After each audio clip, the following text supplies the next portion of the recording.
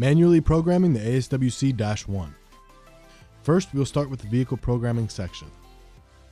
Press and hold the reset button on the ASWC-1 for approximately 15 seconds or until the ASWC-1's light flashes red and green slowly, then release. Next, press and hold the volume up button on the steering wheel until the ASWC-1's light goes solid green, then release. The light will then go out, indicating that volume up has now been programmed. Note, if the ASWC-1's button does not go solid green after 7 seconds, there may be a problem with the vehicle's up button. Next, press and hold the volume down button on the steering wheel until the ASWC-1's light goes solid green, then release. The light will then go out, indicating that volume down has now been programmed.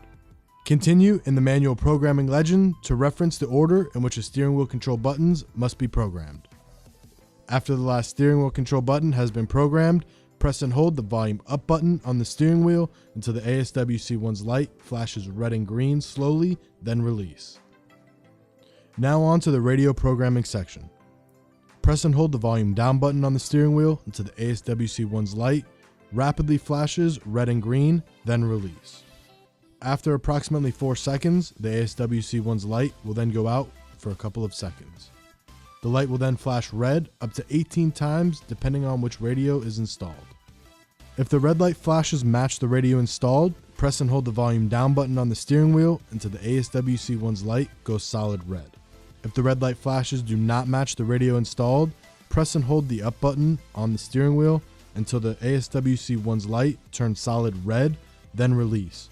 Repeat this step for the desired radio number selected.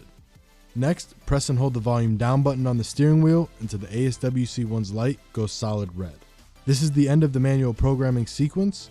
Test the steering wheel controls for functionality.